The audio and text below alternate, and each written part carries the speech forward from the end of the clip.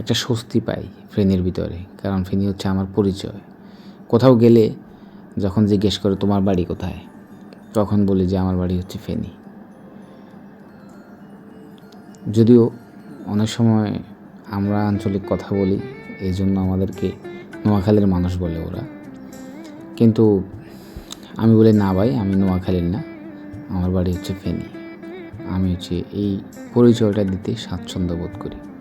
এই জন্যই অন্য কোনো জেলা থেকে ফেনীতে এসে নামলে যে একটা বাতাসের একটা নির্মলতা, যে একটা শান্তি, যে একটা প্রশান্তি আমি পাই ফেনীতে, সেটা অন্য কোথাও পাই না।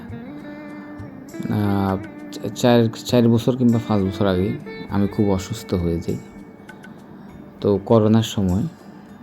তো যখন আমি চট্টগ্রাম মেডিকেলে ভর্তি হই, ওইখানে যাওয়ার পরে আমার অবস্থা হয়তো আরও খারাপ ছিল।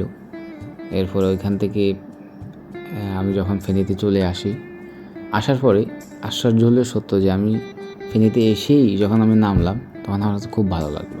চট্টগ্রাম মেডিকেলে যতক্ষণ ছিলাম আমি মনে হচ্ছে বরাবরই অসুস্থ হচ্ছিলাম। ফেনীতে আসার পর আমার মনের মধ্যে একটি সাহস কাজ করলো।